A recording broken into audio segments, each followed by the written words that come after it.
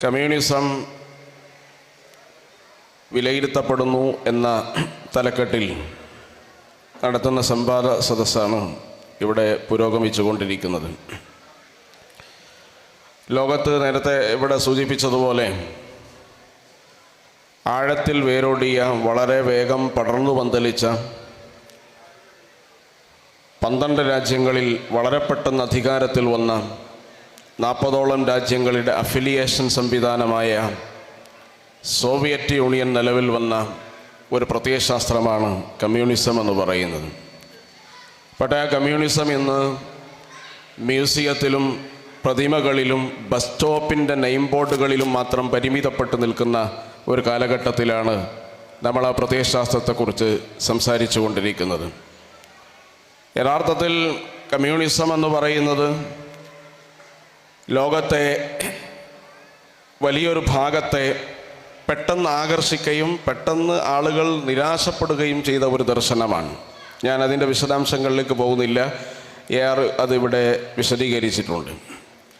നമുക്കറിയാവുന്നതുപോലെ ഇസ്ലാം എന്ന് പറയുന്ന വലിയ ഒരു ദർശനമുണ്ട്. ആ ദർശനത്തിൻ്റെ ആഴം, സൗന്ദര്യം, സന്തുലിതത്വം, സമഗ്രത, പ്രപഞ്ചത്തിലെ ഏത് സംവിധാനങ്ങളോടും അതിനോടുള്ള അതിൻ്റെ സമീപനം, ഇങ്ങനെ പല അർത്ഥത്തിലും വേറിട്ട് നിൽക്കുന്ന ഒരു ദർശനവും ഭൗതിക പ്രത്യയശാസ്ത്രവും തമ്മിൽ താരതമ്യം പോലും അർഹിക്കുന്നില്ല എന്ന് നമുക്ക് കമ്മ്യൂണിസ്റ്റ് പ്രത്യയശാസ്ത്രത്തിൻ്റെ ചരിത്രം പഠിച്ചാൽ മനസ്സിലാവുന്നതാണ്. യഥാർത്ഥത്തിൽ ജനാധിപത്യ വിരുദ്ധ പ്രവൃത്തി കമ്മ്യൂണിസ്റ്റ് പ്രസ്ഥാനത്തിൻ്റെ പ്രത്യയശാസ്ത്രപരമായ ഒരു രീതിയാണ്. ആ രീതി കമ്മ്യൂണിസ്റ്റ് പ്രസ്ഥാനം രൂപീകരിച്ചത് മുതൽ തന്നെ നമുക്ക് കാണാൻ കഴിയുന്നതാണ്. നമുക്കറിയാം, ഇന്ത്യയിൽ 1920 തഷ്കൻഡിൽ വെച്ച് MN റോയിയാണ് യഥാർത്ഥത്തിൽ ഇന്ത്യൻ കമ്മ്യൂണിസ്റ്റ് പാർട്ടിയുടെ രൂപീകരണം നടത്തുന്നത്. നേരത്തെ അദ്ദേഹം അനുശീലൻ സമിതി എന്ന് പറയുന്ന ഒരു ബ്രാഹ്മൺ സംരക്ഷണ സമിതിയുടെ പ്രധാനപ്പെട്ട സംഘാടകനായിരുന്നു. അദ്ദേഹത്തെ സഖാവ് ലെനിൻ തന്നെയാണ് ഈ സോവിയറ്റ് യൂണിയൻ്റെ എക്സ്റ്റൻഷൻ, വിശദാംശങ്ങൾ, അത് വികസനം നടത്തുവാൻ വേണ്ടി മുസ്ലിം രാജ്യങ്ങളുടെ അതിനെ സോവിയറ്റ് യൂണിയനിലേക്ക് കൂട്ടിച്ചേർക്കാനുള്ള ദൗത്യം അദ്ദേഹത്തെ ഏൽപ്പിക്കുന്നത്. അങ്ങനെ അദ്ദേഹം ഉസ്ബെക്കിസ്ഥാൻ, തുർക്ക്മാനിസ്ഥാൻ, അതുപോലെ തബരിസ്ഥാൻ തുടങ്ങിയ പ്രദേശങ്ങളിൽ സഞ്ചരിക്കുകയും അങ്ങനെ ഇസ്ലാമിനെ കുറിച്ച് പഠിക്കുകയും മുസ്ലിങ്ങളുടെ പോരാട്ടശേഷിയെക്കുറിച്ച് വിലയിരുത്തുകയും മുസ്ലിം സമുദായം അധിനിവേശത്തോടും അക്രമത്തോടും ആക്രമോത്സുകതയോടും സ്വീകരിക്കുന്ന ചരിത്രത്തിലെ അതിൻ്റെ നിർണായകമായ പങ്കിനെക്കുറിച്ച് പഠിക്കുകയും അങ്ങനെ ഒരു പുസ്തകം തന്നെ അദ്ദേഹം രചിച്ചിട്ടുണ്ട്. യഥാർത്ഥത്തിൽ ഇസ്ലാമിൻ്റെ ചരിത്രപരമായ പങ്ക് എന്നാണ് അതിൻ്റെ പേര്. അത് ഇസ്ലാമിനെ കുറിച്ച് ഭൗതികവാദ അടിസ്ഥാനത്തിൽ എഴുതപ്പെട്ട ഏറ്റവും പ്രധാനപ്പെട്ട ഒരു പുസ്തകമാണ്. പക്ഷേ അതിൽ ഉള്ളടങ്ങിയിട്ടുള്ള അദ്ദേഹത്തിൻ്റെ അന്നത്തെ ഇസ്ലാമോഫോബിയ എന്ന് പറയുന്ന ഒരു കാറ്റഗറി അന്നില്ല. പക്ഷേ ഇസ്ലാം വിരുദ്ധ മനോഭാവത്തിൻ്റെ ഒരു ഘടകം അതിൽ ഉള്ളടങ്ങിയത് നമ്മൾ സൂക്ഷിച്ചു വായിച്ചാൽ മനസ്സിലാക്കാൻ കഴിയുന്നതാണ്. എങ്ങനെയാണ് സോവിയറ്റ് യൂണിയനിലേക്ക് മുസ്ലിം രാജ്യങ്ങളെ ചേർക്കുകയും മുസ്ലിം രാജ്യങ്ങളുടെ പോരാട്ടശേഷി സോവിയറ്റ് യൂണിയൻ്റെ വികസനത്തിന് ഉപയോഗപ്പെടുത്തുകയും ചെയ്യുക എന്ന വളരെ കുശാഗ്രബുദ്ധിയുടെ ഒരു സൃഷ്ടി കൂടിയാണ് ആ പുസ്തകമെന്ന് പറയുന്നത്. സഖാവ് ലെനിൻ തന്നെ അദ്ദേഹം യഥാർത്ഥത്തിൽ അത്തരം കാര്യങ്ങളെക്കുറിച്ച് ധാരാളം പഠിക്കുകയും അന്വേഷിക്കുകയും ചിന്തിക്കുകയും ചെയ്ത ഒരാളാണ്. അതുകൊണ്ടാണല്ലോ 1917 ബോൾഷെവിക് റവല്യൂഷന്റെ മുന്നോടിയായി സഖാവ് ലെനിൻ പറയുന്നത്, നിങ്ങൾക്ക് മുസ്ലിം സമൂഹത്തോട് പറയുന്നത്, ഉസ്മാൻ ബിൻ അഫ്ഫാൻ റളിയല്ലാഹു അൻഹു പാരായണം ചെയ്തിരുന്ന, അദ്ദേഹം രക്തസാക്ഷിയാവുമ്പോൾ പാരായണം ചെയ്തിരുന്ന രക്തം പുരണ്ട മുസാഫ് നിങ്ങൾക്ക് വീണ്ടെടുക്കാം, അതിനുവേണ്ടി ഞങ്ങളുടെ കൂടെ നിൽക്കുക എന്നാണ് ലെനിൻ യഥാർത്ഥത്തിൽ അന്ന് അവിടുത്തെ മുസ്ലിം സഹോദരന്മാരോട് പറഞ്ഞത്. അങ്ങനെ അതിൽ ആവേശഭരിതരായി അന്നത്തെ പല പണ്ഡിതന്മാരും ബോൾഷെവിക് റവല്യൂഷൻ അനുകൂലമായ ഫത്വ കൊടുത്ത കാലഘട്ടം നമുക്കറിയാവുന്നതാണ്. ആ ബോൾഷെവിക് റവല്യൂഷൻ അനുകൂലമായ ഫത്വ കൊടുക്കുകയും അതിൽ അണിചേരുകയും ചെയ്തു. ചില ആളുകൾ അതിനോട് അത് ഒരു അടവ് നയമാണ്, അതിൽ നിങ്ങൾ വീണുപോകരുത് എന്ന ആളുകൾ ഉണർത്തുകയും ചെയ്ത ചരിത്രം നമുക്കറിയാവുന്നതാണ്. അവിടെ 1918 ഇതേ സഖാവ് ലെനിൻ തന്നെയാണ് പറയുന്നത്, മുസ്ലിം രാജ്യങ്ങളെ ബലപ്രയോഗത്തിലൂടെ സോവിയറ്റ് യൂണിയനിലേക്ക് ചേർക്കണമെന്നാണ്. അനേകം മനുഷ്യരുടെ കബന്ധങ്ങൾ അതിൻ്റെ മീതെയാണ് ബോൾഷെവിക് റവല്യൂഷന്റെ അടിത്തറ പാകിയത് എന്ന് ചരിത്രം പരിശോധിച്ചാൽ നമുക്ക് കാണാൻ കഴിയുന്നതാണ്. അപ്പോൾ ലെനിൻ യഥാർത്ഥത്തിൽ ഇവിടെ ഇതുപോലെ 1917 സഖാവ് ലെനിൻ അത്തരമൊരു സമ്മേളനം നടത്തിയതിന് ശേഷം കഴിഞ്ഞ വർഷം വർഷങ്ങളിലാണ് യഥാർത്ഥത്തിൽ ഇടതുപക്ഷം പ്രതിപക്ഷത്തായിരിക്കുമ്പോൾ അതേപോലെ ഒരു സമ്മേളനം നടത്തിയ നമുക്ക് ഓർമ്മ വരുന്നത് കണ്ണൂരിലെ പോലീസ് ഗ്രൗണ്ടിൽ വെച്ചാണ്. അന്ന് സഖാവ് പിണറായി വിജയൻ യഥാർത്ഥത്തിൽ പാർട്ടിയുടെ അമരത്തിരിക്കുന്ന ഒരു സന്ദർഭത്തിൽ പോലീസ് ഗ്രൗണ്ടിൽ നടത്തിയൊരു സമ്മേളനമുണ്ട്. നിസ്കാരക്കുപ്പായം വിതരണം ചെയ്യുകയും നിസ്കാരപ്പായ വിരിക്കുകയും നിങ്ങൾക്ക് ആവശ്യമുള്ളത് ഞങ്ങൾ ഭരണത്തിൽ വന്ന് തരാമെന്ന 1917 ബോൾഷെവിക് റവല്യൂഷന്റെ മുന്നോടിയായി സഖാവ് ലെനിൻ പറഞ്ഞ അതേ വാചകം യഥാർത്ഥത്തിൽ ഈ ഭരണം അധികാരത്തിൽ വരുന്നതിൻ്റെ ആദ്യത്തെ അധികാരത്തിൽ വരുന്നതിന് മുമ്പ് അദ്ദേഹം പ്രഖ്യാപിച്ച് നമുക്ക് കാണാൻ കഴിയുന്നതാണ്. ഇന്ന് സഖാവ് ലെനിൻ അന്നത്തെ മുസ്ലിം രാജ്യങ്ങളോട് എന്ത് സമീപനമാണ് പുലർത്തിയത്, അതേ സമീപനമാണ് മുസ്ലിം സംഘടനകളുടെ വിഷയത്തിൽ ഇന്ന് പിണറായി വിജയന്റെ സർക്കാരും സ്വീകരിക്കുന്നത് എന്ന് നമുക്ക് ആ ഒരു താരതമ്യം നടത്തി നോക്കിയാൽ വളരെ പെട്ടെന്ന് ബോധ്യമാവുന്നതാണ്.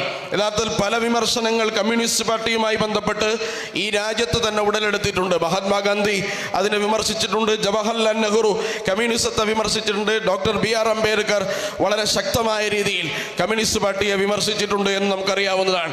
കമ്മ്യൂണിസ്റ്റ് പാർട്ടി നിലവിൽ വന്ന സന്ദർഭത്തിൽ 6 എക്സിക്യൂട്ടീവ് മെമ്പർമാരാണ് ഉണ്ടായിരുന്നത്. 2 ആളുകൾ എന്ന് പറയുന്നത് നേരത്തെ സൂചിപ്പിച്ച MN റോയിയും അബാനി മുഖർജിയും, 2 ആളുകൾ അവരുടെ ഭാര്യമാരുമായിരുന്നു എന്ന് നമുക്കറിയാവുന്നതാണ്.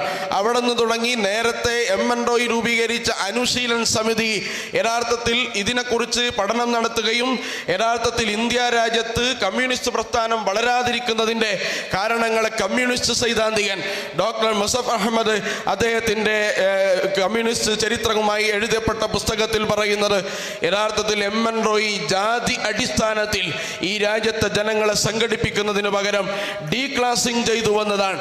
എന്ന് പറഞ്ഞാൽ വർഗരഹിത സമൂഹം എന്ന പേരിൽ വംശങ്ങളെയും വർഗങ്ങളെയും ഈ പ്രസ്ഥാനത്തിൻ്റെയും പാർട്ടിയുടെയും അകത്തേക്ക് വളരെ ബോധപൂർവമായി സന്നിവേശിപ്പിച്ചതിൻ്റെ ഫലമാണ് താഴ്ന്ന ജാതിക്കാരായ ആളുകളെ ഈ ബഹുജന അടിത്തറയിൽ ഇന്ത്യ രാജ്യത്ത് സംഘടിപ്പിക്കാൻ കഴിയാതെ പോയത് എന്ന് മുസഫർ അഹമ്മദിൻ്റെ നിരീക്ഷണം നമുക്ക് കാണാൻ കഴിയുന്നതാണ്. നേരത്തെ ഇവിടെ സൂചിപ്പിച്ചതുപോലെ വിമോചനം വാഗ്ദാനം ചെയ്ത് ലോകത്തെ പിടിച്ചുലച്ച ഒരു ദർശനമാണ് കമ്മ്യൂണിസം എന്ന് പറയുന്നത്. സ്വാതന്ത്ര്യത്തെക്കുറിച്ചും വിമോചനത്തെക്കുറിച്ചും വളരെ ഘോരമായി സംസാരിച്ച ഒരാദർശമാണ് കമ്മ്യൂണിസം എന്ന് പറയുന്നത്. പക്ഷേ യഥാർത്ഥത്തിൽ എന്ത് വിമോചനമാണ്, എന്തിൽ നിന്നുള്ള വിമോചനമാണ്, ആർക്കാണ് കമ്മ്യൂണിസം വിമോചനം നൽകിയത് എന്ന് കമ്മ്യൂണിസത്തിൻ്റെ തന്നെ അതുപോലെ സോഷ്യലിസത്തിൻ്റെ തന്നെ ചരിത്രം പരിശോധിച്ചാൽ നമുക്ക് ബോധ്യമാവുന്നതാണ്. യഥാർത്ഥത്തിൽ പെരിസ്ട്രോയിക്കയിൽ ഗോർബച്ചേവ് പറയുന്ന കാര്യമുണ്ട്. ജനാധിപത്യത്തെക്കുറിച്ച് കമ്മ്യൂണിസ്റ്റ് പ്രത്യയശാസ്ത്രം സ്വീകരിച്ച നിലപാടിനെ അദ്ദേഹം അതിൽ വിമർശന വിധേയമാക്കുന്നുണ്ട്. ജനാധിപത്യത്തിൻ്റെ വഴിയെ ഞങ്ങൾ നടക്കാൻ ശീലിക്കുകയാണ് എന്നാണ് അദ്ദേഹം പറയുന്നത്. ജനാധിപത്യത്തെ ഞങ്ങളുടെ രാജ്യത്തുണ്ടായ തകർച്ച എന്ന് പറയുന്നത് ഏകരൂപത്തിലുള്ളൊരു പുനഃസംഘാടന സിസ്റ്റം ഉണ്ടാക്കി എന്നതാണ്. ഒരൊറ്റ പാർട്ടി, ഒരൊറ്റ ആധിപത്യം, സമഗ്രാധിപത്യ പ്രവണതകൾ മാത്രം പുലർത്താൻ പറ്റുന്ന ഒരു ദർശനമായി മാറി എന്നതുകൊണ്ട് ഒരു വികസനവും ലോകത്തിന് നൽകാൻ ഞങ്ങൾക്ക് സാധിച്ചില്ല. അതുകൊണ്ട് ജനാധിപത്യപരമായ സംഘാടനത്തിലേക്ക് ഞങ്ങൾ മാറാൻ പോവുകയാണ് എന്ന് പറയുമ്പോഴേക്കും സോവിയറ്റ് യൂണിയന്റെ അവസ്ഥ എവിടെ എത്തിയിരുന്നുവെന്ന് ചരിത്രം പരിശോധിച്ചാൽ നമുക്ക് ബോധ്യപ്പെടുന്ന കാര്യമാണ്. നേരത്തെ ഞാൻ സൂചിപ്പിച്ചതുപോലെ സോവിയറ്റ് യൂണിയൻ എന്ന് പറയുന്ന വലിയ ആഴത്തിൽ സമൂഹത്തെ സ്വാധീനിക്കാൻ ലോകത്തെ തന്നെ കടാകടിയിൽ വെല്ലുവിളിച്ചു നിന്നിരുന്ന ഒരു കാലഘട്ടത്തിൽ നിന്ന് വളരെ എളുപ്പം എന്തുകൊണ്ട് തകർന്നുവെന്ന് ചോദിച്ചാൽ നേരത്തെ സൂചിപ്പിച്ചതുപോലെ ഭൗതിക പ്രത്യയശാസ്ത്രമാണ് കമ്മ്യൂണിസം എന്ന് പറയുന്നത്. മതത്തോടും ആത്മീയതയോടും യുദ്ധം ചെയ്ത പ്രത്യയശാസ്ത്രമാണ് കമ്മ്യൂണിസം എന്ന് പറയുന്നത്. ദ റിലീജിയൻ എന്ന് പറയുന്ന സഖാവ് ലെനിന്റെ പുസ്തകമുണ്ട്. റിലീജിയനോടുള്ള മതത്തോടുള്ള കാഴ്ചപ്പാടാണ്. ആ കാഴ്ചപ്പാടിൽ അദ്ദേഹം പറയുന്നത് യഥാർത്ഥത്തിൽ മതദ്രോഹിയാവുക, മതവിദ്വേഷിയാവുക എന്നത് കമ്മ്യൂണിസത്തിന്റെ ഏറ്റവും അടിസ്ഥാനമാണ് എന്നാണ് പറയുന്നത്. സർവ്വമതങ്ങളോടും വിരുദ്ധമാകുക കമ്മ്യൂണിസ്റ്റ് ലെനിനിസ്റ്റ് രീതിയാണെന്ന് അദ്ദേഹത്തിന്റെ തന്നെ രചനകളിൽ നമുക്ക് കാണാൻ കഴിയാണ്. MN റോയ് തന്നെ പറയുന്നത് മതത്തെ വലിച്ചെറിയുക, എന്നാൽ മാത്രമാണ് ലോകത്തേക്ക് പടർന്നു കയറാൻ നമുക്ക് സാധ്യമാവുകയുള്ളൂ എന്നാണ്. നിരീശ്വരത്വം കമ്മ്യൂണിസത്തിന്റെ അവിഭാജ്യ ഘടകമാണ് സഖാവ് ലെനിൻ ആ പുസ്തകത്തിൽ രേഖപ്പെടുത്തുകയാണ്. അതുപോലെ തന്നെ നമുക്കറിയാം അച്യുതമേനോൻ കേരളത്തിന്റെ മുഖ്യമന്ത്രിയായിരുന്ന ഇടതുപക്ഷ സഹയാത്രികനായിരുന്ന ഇടതുപക്ഷക്കാരനായിരുന്ന അദ്ദേഹം തന്നെ പറയുന്നത് മതം എങ്ങനെ കമ്മ്യൂണിസ്റ്റ് രാജ്യങ്ങളിൽ ഇല്ലായ്മ ചെയ്യണമെന്നതിനെ കുറിച്ച് വളരെ ബോധപൂർവമായ ചില അജണ്ടകൾ ഞങ്ങൾ പഠിക്കുകയും അത് ഫലപ്രദമായ രീതിയിൽ കമ്മ്യൂണിസ്റ്റ് രാജ്യങ്ങളിൽ നടപ്പിലാക്കുകയും ചെയ്തു വന്നതാണ്. 4 കാര്യങ്ങൾ ഞങ്ങൾ അതിന് എന്തിനു വേണ്ടി സ്വീകരിച്ചുവെന്നാണ് അദ്ദേഹം പറയുന്ന കാര്യങ്ങളിൽ ഒന്ന്, മതം രാജ്യത്തിന് ഒരിക്കലും പരിപാലിക്കാൻ പാടില്ല എന്ന സിദ്ധാന്തമാണ്. മതത്തിന്റെ നന്മകളോ മതത്തിന്റെ ഗുണങ്ങളോ മതത്തിന്റെ പോരാട്ട ശക്തിയോ മതത്തിന്റെ വിമോചന ശക്തിയോ രാജ്യത്തിനൊരിക്കലും രാജ്യത്ത് നിലനിർത്താൻ പാടില്ല എന്ന ഒരാശയം ഒന്നാമതായി പ്രചരിപ്പിക്കുക എന്നതാണ്. രണ്ടാമത്തത്, മതത്തിന്റെ അടിസ്ഥാനത്തിലുള്ള സേവനപരമായ തൽപരതകൾ ഉണ്ടാവും. സമുദായ സേവന തൽപരത അത് ഇല്ലായ്മ ചെയ്യുക എന്നാണ്. അങ്ങനെ സമുദായങ്ങൾക്കും മതങ്ങൾക്കും സ്ഥാപനങ്ങൾ അനുവദിക്കാതിരിക്കുക, അതുപോലെ തന്നെ സേവന സംസ്കാരം വ്യാപിക്കാൻ ഇടവരുന്ന എല്ലാ ഇൻസ്റ്റിറ്റ്യൂഷനുകളെയും തകർക്കുക എന്നതാണ് രണ്ടാമതായി ഞങ്ങൾ സ്വീകരിച്ച വഴി. മൂന്നാമതായി സ്വീകരിച്ചത് മതവിരോധ പ്രചാരവേല നിയമപരമാക്കുക എന്നതാണ്. മതപ്രചാരവേല നിയമവിധേയമാക്കുക എന്നതാണ് ഞങ്ങൾ സ്വീകരിച്ച മൂന്നാമത്തെ വഴി എന്ന് പറയുന്നത്. നാലാമത്തത്, മതഗ്രന്ഥങ്ങൾ പ്രസിദ്ധീകരിക്കാനുള്ള പെർമിഷൻ. കമ്മ്യൂണിസ്റ്റ് രാഷ്ട്രത്തിൽ എല്ലാം കുത്തകയാണ്, എല്ലാം സമഗ്രാധിപത്യമാണ്, എല്ലാം കേന്ദ്രീകരിച്ച ഒരു വ്യവസ്ഥയാണ്. എന്ത് വായിക്കണം, എന്ത് പറയണം, എന്ത് കുടിക്കണം, എന്ത് തിന്നണം എന്നൊക്കെ പറയുന്നത് ആവിഷ്കാര സ്വാതന്ത്ര്യത്തിന്റെ നിറം പകർന്നാടുന്ന ഇന്നത്തെ ആധുനിക ഇടതുലിബറുകൾ സത്യസന്ധമായി ചരിത്രത്തെ പഠിക്കുകയാണെങ്കിൽ സഖാവ് സ്റ്റാലിനും ലെനിനും മാവോ സേതുങ്ങും ഒക്കെ ഭരിച്ച അവിടുത്തെ ആ സിദ്ധാന്തത്തിന്റെ അടിസ്ഥാനത്തിൽ ലോകത്ത് പൂത്തുലഞ്ഞു പോയ ആ രാജ്യങ്ങളുടെ ചരിത്രം നമ്മൾ വായിക്കേണ്ടതാണ്. സഖാവ് കൃഷ്ണയ്യർ തന്നെ പറയുന്നത്, അദ്ദേഹം മോസ്കോ സന്ദർശിച്ച്, അദ്ദേഹം കൃഷ്ണയ്യർ ഇടതുപെട്ട സഹയാത്രികനാണ്, അദ്ദേഹം മോസ്കോ സന്ദർശിച്ച് രേഖപ്പെടുത്തിയ ഡയറി കുറിപ്പുകൾ അദ്ദേഹം പറയുന്നത് സഖാവ് സ്റ്റാലിന്റെ ഒരു കഥയാണ്. ആ കഥയിൽ അദ്ദേഹം വിവരിക്കുന്നുണ്ട്, അദ്ദേഹത്തിന്റെ ഹുക്ക കാണാനില്ലാതാവുകയും അത് അന്വേഷിക്കാൻ വേണ്ടി പോലീസ് ഉദ്യോഗസ്ഥനെ ഏർപ്പാടാക്കുകയും ചെയ്തുവെന്നാണ്. ഉടനത് കണ്ടുപിടിച്ചു കൊണ്ടുവരണം എന്ന് അദ്ദേഹം പറയുകയാണ്. അങ്ങനെ പോലീസ് ഉദ്യോഗസ്ഥൻ സ്റ്റാലിന്റെ ഹുക്ക തെരഞ്ഞു പോവുകയാണ്. പക്ഷേ സ്റ്റാലിന്റെ പോക്കറ്റിൽ തന്നെ ഹുക്ക ഉണ്ടായിരുന്നു. അദ്ദേഹം അത് കണ്ടെത്തി വീണ്ടെടുത്തു വന്നാണ്. അപ്പൊ അദ്ദേഹം ഉദ്യോഗസ്ഥനെ വിളിച്ചു പറഞ്ഞു, അന്വേഷണം അവസാനിപ്പിക്കണം, ഹുക്ക തിരിച്ചു കിട്ടിയിട്ടുണ്ട് എന്നാണ്. ഉദ്യോഗസ്ഥൻ അതിന് കൊടുത്ത, ഓഫീസർക്ക് അതിന് കൊടുത്ത മറുപടി, ഇതിനകം 4 പേരെ ഞാൻ പിടിക്കുകയും ചോദ്യം ചെയ്യുകയും അവർ കുറ്റം സമ്മതിക്കുകയും 4 പേരെ ഞാൻ കൊല്ലുകയും ചെയ്തിട്ടുണ്ട് എന്നതാണ്. അതുകൊണ്ട് ഇതാണ് യഥാർത്ഥത്തിൽ സോവിയറ്റ് യൂണിയന്റെ ജനാധിപത്യം എന്ന് പറയുന്നത്. ഈ ജനാധിപത്യ സംസ്കാരത്തെ നിങ്ങൾ ആലോചിച്ചു നോക്കൂ. ഏറ്റവും കുറഞ്ഞ കണക്കനുസരിച്ച് 9.5 കോടി മനുഷ്യരുടെ കബന്ധങ്ങൾക്ക് മീതെയാണ് കമ്മ്യൂണിസ്റ്റ് പ്രത്യയശാസ്ത്രം വിമോചനം ഉറപ്പുവരുത്തിയത് എന്ന് നമ്മൾ മനസ്സിലാക്കേണ്ടതാണ്.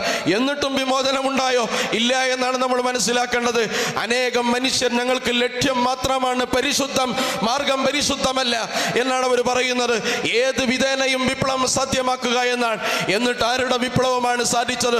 സഖാവ് ഗോർബച്ചേവ് തന്നെ പറയുന്നത്, ഞങ്ങളുടെ റേഷൻ കടയിൽ നീണ്ട ക്യൂ പ്രത്യക്ഷപ്പെട്ടു. ഒരു നേരത്തെ അരിക്ക് വേണ്ടി സോവിയറ്റ് യൂണിയനിലെ പല പ്രദേശങ്ങളിലെയും റേഷൻ ഷാപ്പുകൾക്ക് മുന്നിൽ നീണ്ട ക്യൂ പ്രത്യക്ഷപ്പെട്ടുവെന്നാണ്. ക്യൂ നിന്നും എടുത്ത ചെറുപ്പക്കാർ സഖാവ് ഗോർബച്ചേവിനെ വെടിവെച്ചു കൊന്നിട്ട് ഞങ്ങൾ ഈ വരിയിലേക്ക് തിരിച്ചു വരൂ എന്ന് പ്രതിജ്ഞയെടുത്ത് സഖാവ് ഗോർബച്ചേവിന്റെ വീട്ടിലേക്ക് പോയി എന്നാണ്. അവിടെ എത്തി നോക്കുമ്പോൾ ഗോർബച്ചേവിന്റെ വീട്ടിൽ ഈ റേഷൻ കടയേക്കാൾ വലിയ ക്യൂ അദ്ദേഹത്തെ വെടിവെച്ച് കൊല്ലാനുണ്ടായിരുന്നു എന്നാണ് ചരിത്രം പറയുന്നത്. ഇത്രത്തോളം പട്ടിണിയുള്ള രാജ്യത്തെയാണ് മധുരമനോഹര സോവിയറ്റ് യൂണിയൻ എന്ന് പറയുന്നത്. എല്ലാ ഡോറുകളും തുറന്നു വെച്ചു. ഞങ്ങളുടെ നാട്ടിൽ കള്ളന്മാരുണ്ടായിരുന്നില്ല, സ്വത്ത് മുഴുവൻ രാജ്യത്തിനാണ് എന്നാണ് ഇതിനെക്കുറിച്ച് പറയുന്നത്. യഥാർത്ഥത്തിൽ വീട്ടിലൊന്നും കക്കാനുണ്ടായിരുന്നില്ല എന്നാണ്. അനേകം സ്ത്രീകളുടെ ശരീരം വിറ്റ് രാജ്യത്തിന്റെ വരുമാനം വർദ്ധിപ്പിക്കേണ്ട ഗതികേടിലേക്ക് പിൽക്കാലത്ത് റഷ്യ എന്ന് പറയുന്ന സംവിധാനത്തെയും റഷ്യയോട് കൂടെ ചേർന്ന ഒരു സോവിയറ്റ് യൂണിയൻ എന്ന് പറയുന്ന സംവിധാനത്തിൽ ലയിച്ച രാഷ്ട്രങ്ങളെയും എത്തിച്ചതാണ് അവസാനം കമ്മ്യൂണിസം സാധ്യമാക്കിയ വിമോചനം എന്ന് പറയുന്നത്. അതുകൊണ്ട് പ്രിയപ്പെട്ടവരെ, അടിച്ചമർത്തപ്പെട്ട മർദ്ദിതരായ ജനവിഭാഗങ്ങളുടെ വിമോചനത്തെക്കുറിച്ച് വാഗ്ദാനം ചെയ്ത് ഏതോ ഒരു ഫാക്ടറിയുടെ മുന്നിൽ നിന്നുകൊണ്ട് ആ ഫാക്ടറിയിലെ തൊഴിലാളികളുടെയും തൊഴിലാളി വർഗത്തിൻ്റെയും അവസ്ഥകളെ നിരീക്ഷിച്ചുകൊണ്ട് ലോകത്തെ മുഴുവൻ തൊഴിലാളികളുടെയും അടിസ്ഥാന ഘടന ഇതാണെന്ന് പറയുന്നിടത്താണ് കാറൽ മാർക്സിന് പറ്റിയ ആദ്യത്തെ അബദ്ധം എന്ന് പറയുന്നത്. കാരണം ഇന്ത്യയിലേക്ക് എത്തി നോക്കുമ്പോൾ യഥാർത്ഥത്തിൽ ആ തൊഴിൽ വർഗത്തും തൊഴിൽ സംവിധാനവുമല്ല, അടിമുടി ജാതി അടിസ്ഥാനത്തിലുള്ള ഒരു രാജ്യത്ത് എങ്ങനെയാണ് വർഗാടിസ്ഥാനത്തിൽ ജനങ്ങളെ സംഘടിപ്പിക്കുക എന്നതിന്റെ കൺഫ്യൂഷൻ മൂത്തിട്ടാണ് യഥാർത്ഥത്തിൽ സഖാവ് എം വി ഗോവിന്ദൻ പറയുന്നത് വൈരുദ്ധ്യാധിഷ്ഠിത ഭൗതികവാദമൊന്നും ഇവിടെ പറയാൻ പാടില്ല എന്നാണ്. പ്രപഞ്ചത്തിലെ വൈവിധ്യങ്ങളെ മനോഹരമായി സൗന്ദര്യാത്മകമായി സമന്വയിപ്പിച്ച് ലോകത്തിന്റെ സൗന്ദര്യം നിലനിർത്താൻ വിശുദ്ധ ഖുർആൻ ആഹ്വാനം ചെയ്ത ഈ വൈവിധ്യങ്ങളെ വൈരുദ്ധ്യങ്ങളാക്കി ചേർത്തുവെന്നാണ്. വൈരുദ്ധ്യങ്ങളാക്കി ചിത്രീകരിക്കുകയും ആ വൈരുദ്ധ്യങ്ങൾ തമ്മിലുള്ള സംഘർഷങ്ങളിൽ രൂപപ്പെടുന്ന സമവായങ്ങളെ ലോകക്രമത്തിന്റെ അടിസ്ഥാനമായി നിശ്ചയിക്കുകയും ചെയ്ത ശുദ്ധ ഭൗതിക പ്രത്യയശാസ്ത്രം മനുഷ്യന്റെ ആത്മാവിനും മനുഷ്യന്റെ മനസ്സിനും മനുഷ്യന്റെ ഫീലിങ്സിനും മനുഷ്യന്റെ ഇമോഷനും ഒരു തരിമ്പും വില കൽപ്പിക്കാത്ത ഒന്ന്. അതുകൊണ്ടാണ് നിങ്ങൾ ആലോചിച്ചു നോക്കൂ, ഇന്നാളുകൾ ഇങ്ങനെ പുളകിതരാവുകയാണ്. കമ്മ്യൂണിസം തിരിച്ചു വരുന്നു എന്നാണ് അവർ പറയുന്നത്. ഏതുപോലെ മുമ്പൊരു സ്ഥാനാർത്ഥി സ്വതന്ത്രനായി എല്ലാ മത്സരത്തിലും മത്സരിക്കുന്ന സ്വതന്ത്രനായ ഒരു സ്ഥാനാർത്ഥി ഉണ്ടായിരുന്നു. പേര് പറഞ്ഞാൽ നിങ്ങൾക്കറിയാം. അദ്ദേഹം തന്റെ ഇലക്ഷൻ പ്രചാരണം നടത്തുമ്പോൾ ഏതെങ്കിലും ഒരു സിനിമാ തിയേറ്റർ വിട്ടുവരുമ്പോൾ ആ തിയേറ്ററിൽ വിട്ടുവരുന്ന ആളുകളുടെ മുന്നിൽ നിന്നുകൊണ്ട് ആയിരക്കണക്കിന് ജനങ്ങളുടെ അകമ്പടിയോടുകൂടി ഇതാ ഈ സ്വതന്ത്ര സ്ഥാനാർത്ഥി വരുന്നു എന്ന് പറയുന്നത് പോലെയുള്ള അവസ്ഥയാണ്. കമ്മ്യൂണിസം തിരിച്ചു വരുന്നു എന്ന് പറയുന്നവരുടെ അവസ്ഥ യഥാർത്ഥത്തിൽ പുറങ്കാലുകൊണ്ട് തട്ടിത്തെറിപ്പിച്ച വിമോചനം ഒട്ടും ലോകത്തിന് ഫിറ്റല്ലെന്ന് ലോകത്തിന്റെ നിലനിൽപ്പിൽ തന്നെ ബോധ്യപ്പെടുത്തി കൊടുത്തിയ ഒരു ആദർശമാണ്. അല്ലെങ്കിൽ നിങ്ങൾ ആലോചിച്ചു നോക്കൂ, വിമോചനം യഥാർത്ഥത്തിൽ ആവശ്യമുള്ള ജനത ഈ കമ്മ്യൂണിസത്തെ സ്വീകരിച്ചിട്ടുണ്ടോ? ആഫ്രിക്കൻ രാജ്യങ്ങളിലേക്ക് കടന്നു ചെന്നപ്പോൾ ആദ്യത്തെ നിമിഷത്തിൽ തന്നെ പുറങ്കാലുകൊണ്ട് കമ്മ്യൂണിസ്റ്റ് പ്രത്യയശാസ്ത്രത്തെ തട്ടിത്തെറിപ്പിച്ചു. ആഫ്രിക്കയിലെ ജനത എന്ന് പറയുന്നത് അവർക്ക് യഥാർത്ഥത്തിൽ വിമോചനം എന്ന് പറയുന്നത് ഉമയ്യത്തിന്റെ കാലിത്തൊഴുത്തിൽ കാലികൾക്ക് കൊടുക്കുന്ന കാടിയിൽ കൈയിട്ട് കിട്ടുന്ന അത്താഴമായി ഭക്ഷിച്ചിരുന്ന ഉമയ്യത്തിന്റെ കാലിത്തൊഴുത്തിൽ അന്തിയുറങ്ങിയിരുന്ന അല്പം പത്രം മാത്രം ധരിച്ച് വിയർപ്പിന്റെ ഗന്ധവും പേറി മനുഷ്യനാണോ എന്നതുപോലും സംശയിച്ച് ജീവിച്ചിരുന്ന എത്യോപ്യൻ അടിമ ബിലാൽ ഇബ്നു റബാഹിനെ കഅബയുടെ മുകളിലേക്ക് കയറ്റിയ ഒരു വിമോചന പ്രത്യയശാസ്ത്രത്തെയാണ് ആഫ്രിക്ക രണ്ട് കൈയും നീട്ടി സ്വീകരിച്ചതെന്ന് ചരിത്രം പരിശോധിച്ചാൽ അറിയാവുന്നതാണ്. ഈ വിമോചനം എന്ന് പറയുന്നത് കാപ്പട്യമാണ് എന്നല്ല. യഥാർത്ഥത്തിൽ ഇന്ന് കമ്മ്യൂണിസം യഥാർത്ഥത്തിൽ ഇന്ത്യ രാജ്യത്ത് സംഘടിപ്പിക്കുന്നതിന്റെ പുനഃസംഘാടനം പെരിസ്ട്രോയിക്കയായി ആ ഇന്ത്യൻ കമ്മ്യൂണിസ്റ്റ് പാർട്ടി സ്വീകരിച്ചിട്ടുള്ള ഇസ്ലാം വിരുദ്ധ പ്രചാരണങ്ങളെയാണ്, ഇസ്ലാമോഫോബിക്കായ പ്രചാരണങ്ങളെ ഏറ്റവും കൂടുതൽ സ്വീകരിച്ചിരിക്കുകയാണ്. നിങ്ങൾ ആലോചിച്ചു നോക്കേണ്ടതാണ്. മുസ്ലിം സമൂഹത്തിന് ആവശ്യമുള്ളത് എന്താണോ അത് ചെയ്തു കൊടുക്കാമെന്ന് പറഞ്ഞ് അവസാനം മുസ്ലിം രാജ്യങ്ങളിലേക്ക് നരനായാട്ട് നടത്തിയ മഹാനായ ഉസ്മാൻ ഇബ്നു അഫ്ഫാന്റെ മുസ്ഹഫ് നമുക്കറിയാം. അതിന്റെ ചരിത്രം നിങ്ങൾ പരിശോധിച്ചു നോക്കൂ. യഥാർത്ഥത്തിൽ തുർക്കുമാനിസ്ഥാനിലാണ് ആ മുസ്ഹഫിന്റെ പഴയ കോപ്പി ഉണ്ടായിരുന്നത്. സോവിയറ്റ് യൂണിയന്റെ സൈന്യം ഇരച്ചു കയറി തുർക്കുമാനിസ്ഥാനിലെ ഏറ്റവും പുരാതന മുസ്ഹഫിന്റെ കോപ്പി, ഉസ്മാൻ ഇബ്നു അഫ്ഫാൻ രക്തസാക്ഷിയാവുമ്പോൾ പാരായണം ചെയ്ത വിശുദ്ധ ഖുർആനിന്റെ കോപ്പി, അത് നശിപ്പിക്കാൻ സോവിയറ്റ് യൂണിയൻ ഇരച്ചു വന്നപ്പോൾ തുർക്കുമാനിസ്ഥാന്റെ തന്നെ കമാൻഡറായിരുന്ന ജനറൽ അലി അക്ബർ പാഷ ആ മുസ്ഹഫിന്റെ കോപ്പി എടുത്ത് ട്രെയിൻ ഒറ്റക്ക് ഓടിച്ച് തഷ്കണ്ടിലേക്ക് നാടുകടത്തി. ഇന്നും ആ മുസ്ഹഫിന്റെ കോപ്പി ഉസ്ബെക്കിസ്ഥാനിലെ തഷ്കണ്ടിൽ നിലനിർത്തിയത് തുർക്കുമാനിസ്ഥാനിലെ മതബോധമുള്ള ഒരു സൈനിക കമാൻഡറുടെ ഉത്തരവാദിത്ത ബോധമാണ്. അല്ലാതെ മുസ്ഹഫ് തിരിച്ചു വരാമെന്ന് പറഞ്ഞ വാഗ്ദാനങ്ങളാണ്. ആരെങ്കിലും നിങ്ങൾക്ക് മുസ്ഹഫ് കിട്ടും, ഖുർആനിന്റെ കോപ്പി തിരിച്ചു തരാമെന്ന് പറഞ്ഞ് ഇതിൽ മെമ്പർഷിപ്പും അംഗങ്ങളും എടുത്തിട്ടുണ്ടെങ്കിൽ നിങ്ങൾക്ക് നിങ്ങളുടെ കയ്യിലുള്ള ഖുർആനും നിങ്ങളുടെ കയ്യിലുള്ള വിശ്വാസം അവരുടെ പാർട്ടി ഓഫീസിൽ പണയം വെക്കേണ്ട കാലം അതിവിദൂരമല്ല എന്ന് തെളിയിക്കുന്നതാണ് ബോൾഷെവിക് റവല്യൂഷന്റെ ചരിത്രം എന്ന് പറയുന്നത്. അതുകൊണ്ട് നമ്മൾ ആലോചിച്ചു നോക്കേണ്ട ഇന്ത്യയിലെ സംഘപരിവാർ, ഈ സംഘപരിവാറിനെ എതിർക്കുന്നതിൽ നേരത്തെ സൂചിപ്പിച്ചതുപോലെ ഇടതുപക്ഷത്തിന് നിർണായകമായ പങ്കുണ്ട്. പക്ഷേ ഇന്ന് സംഘപരിവാറിനോട് മത്സരിച്ചു കൊണ്ടിരിക്കുകയാണ്. കേരളത്തിലെ വിവാദങ്ങൾ എടുത്തു നോക്കൂ നിങ്ങൾ. യഥാർത്ഥത്തിൽ ഓരോ വിവാദങ്ങളും നിങ്ങൾ എടുത്ത് പരിശോധിച്ചു നോക്കിയാൽ അബ്ദുൽ നാസർ മഅ്ദനിയുടെ തടവറയുമായി ബന്ധപ്പെട്ട വിവാദങ്ങൾ, അതുപോലെ തന്നെ ഭീമാപ്പള്ളി വെടിവെപ്പുമായി ബന്ധപ്പെട്ട വിവാദങ്ങൾ, അതുപോലെ പച്ച ബ്ലൗസും പച്ച ബോട്ടും സംബന്ധിച്ച വിവാദങ്ങൾ, അതുപോലെ തന്നെ നമുക്കറിയാം മുസ്ലിം മതസംഘടനകളുടെ പുസ്തകശാലകൾ റെയ്ഡ് നടത്തുകയും അവരുടെ ലൈബ്രറികളിൽ നിന്ന് പുസ്തകം കണ്ടെത്തി വിവാദവും ഭീതിയും ഉൽപ്പാദിപ്പിച്ച സംഭവങ്ങൾ, അതുപോലെ ഫൈസൽ കൊടിഞ്ഞിയും റിയാസ് മൗലവിയുടെയും രക്തസാക്ഷിത്വത്തിൽ ഇടതുപക്ഷ സർക്കാർ സ്വീകരിച്ച സമീപനങ്ങൾ, അതുപോലെ തന്നെ ലവ് ജിഹാദ് മുതൽ മാർക്ക് ജിഹാദ് മുതൽ നാർക്കോട്ടിക് ജിഹാദ് മുതൽ തുടങ്ങിയ എല്ലാ ജിഹാദിന്റെ പദാവലികളെയും അത്യന്തം വഷളായ സാമുദായിക ധ്രുവീകരണത്തിന് വേണ്ടി ഉപയോഗിച്ചു കൊണ്ടിരിക്കുമ്പോൾ ആ സാമുദായിക ധ്രുവീകരണത്തെ രണ്ട് കൈയും കെട്ടിച്ച് ചേർത്ത് പിടിച്ച് തടുക്കേണ്ടവർ യഥാർത്ഥത്തിൽ ആ പ്രസ്താവനകൾ നടത്തിയ ആളുകളുടെ അരമനയിൽ പോയി അദ്ദേഹം മഹാപണ്ഡിതനാണ് എന്ന് പറയുന്നിടത്തേക്ക് എത്തിയ ഗതികേടിലാണ് കേരളത്തിൽ ഇടതുപക്ഷം നിൽക്കുന്നതെന്ന് നമ്മൾ മനസ്സിലാക്കേണ്ടതാണ്. ഇപ്പോൾ ഹലാൽ ഫുഡുമായി നടക്കുന്ന വിവാദങ്ങൾ നിങ്ങൾ എടുത്ത് പരിശോധിച്ചു നോക്കൂ. ഭരണകൂടം ഗ്യാലറിയിലാണ്, കാഴ്ചക്കാരാണ്. അതുപോലെ സമുദായ ധ്രുവീകരണം നടത്തുന്ന ആളുകൾക്കെതിരെ ശക്തമായ നടപടിയെടുക്കേണ്ട ഭരണകൂടം ഇതുവരെ അതിനെതിരെ സംസാരിച്ചിട്ടില്ല. വളരെ ഖേദകരമാണ്, സങ്കടകരമാണ്.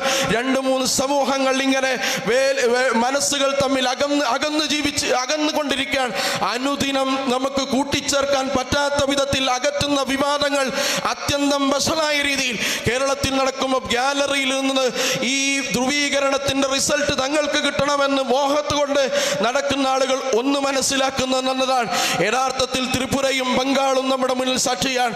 ത്രിപുരയിൽ പാർട്ടിയുടെ ആധിപത്യം നഷ്ടപ്പെട്ട് ആ പാർട്ടി ഓഫീസിൽ യഥാർത്ഥത്തിൽ ചെങ്കൊടി മാറ്റി താമരക്കൊടി വിരിയിക്കാൻ 24 മണിക്കൂറും തികച്ചു വേണ്ടില്ല എന്നത് ചരിത്രം നമുക്ക് നൽകുന്ന പാഠമാണ്. അതുകൊണ്ട് ഇതിന്റെ ഗുണപാഠമേൽക്കുന്നത് ഏത് വിവാദത്തിലൂടെയും സമുദായ ധ്രുവീകരണ വിവാദത്തിലൂടെയും ഇസ്ലാമോഫോബിയയുടെ പ്രചാരണത്തിലൂടെയും യഥാർത്ഥത്തിൽ ലഭ്യമാകുന്ന തങ്ങൾക്കാണ് നേട്ടമെന്ന് വിചാരിക്കുന്നത് സത്യസന്ധമായ രാഷ്ട്രീയ ചരിത്രം പഠിച്ചു നോക്കിയാൽ മൗഢ്യ വിചാരമാണ്, നമുക്കറിയാവുന്നതാണ്. അതുപോലെ ജനകീയ സമരങ്ങളുടെ മുൻപന്തിയിൽ മുമ്പ് ചെങ്കൊടികൾ കണ്ടിരുന്ന കാലമുണ്ടായിരുന്നു. അങ്ങനെ ആ ചെങ്കൊടികൾക്ക് ആവേശം പകർന്ന് പാട്ടുപാടി ആവേശഭരിതരാക്കിയ സഖാക്കളുടെ ചരിത്രം നമുക്ക് പറയാനുണ്ടായിരുന്നു. കേരളത്തിൽ സമീപകാലത്ത് നടന്ന ജനകീയ സമരങ്ങളുടെ ചരിത്രമെടുത്ത് നിങ്ങളൊന്ന് പരിധി നോക്കുക.